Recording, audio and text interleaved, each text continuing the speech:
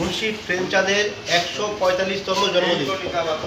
1880 সালের 31শে জুলাই বেনারস রাজ্যের লামহি গ্রামে মুন্সি প্রেমচাঁদের জন্ম হয় মধ্যবিত্ত পরিবারে।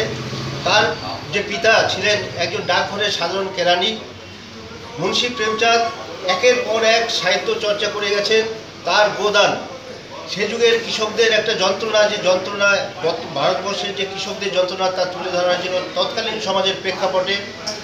এই গোদান মুন্সি প্রেমচাঁদের আসল নাম ধনপত রায় শ্রীবাস্তব। তিনি নবাব রায় নামে তার সাহিত্যকর্ম করতেন এবং পরবর্তীতে তাকে সম্মান দিয়ে মুন্সি বলা হয় এবং মুন্সি প্রেমচাঁদ নামেই তার সাহিত্য প্রকাশ হতে থাকে। মাত্র 56 বছর বয়সে এই সাহিত্য সম্রাটের মৃত্যু হয়েছিল। 1880 সালে তার জন্ম এবং 1936 সালে তার মৃত্যু হয়।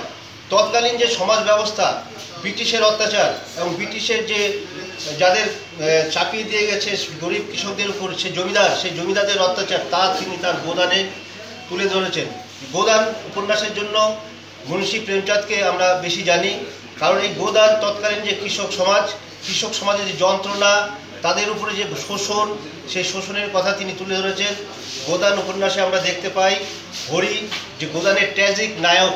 হরি একটি গরুকে সে ব্রাহ্মণকে দান করার জন্য সারাটা জীবন কঠোর কষ্টে সে কাটিয়ে দিল। শেষে সে একজনের থেকে টাকা ধার নিয়ে হরি সেই গোদান করল শেষ বয়সে।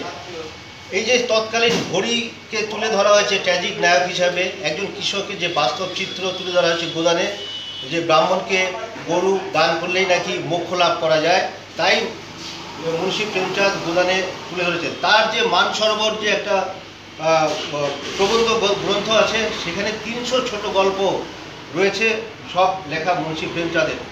আমরা যেমন ঋষি বঙ্কিমচন্দ্র চট্টোপাধ্যায়কে বলি সাহিত্য সম্রাট, তেমন হিন্দি ভাষায় প্রথম সাহিত্য সম্রাট মুন্সি প্রেমচাঁদ।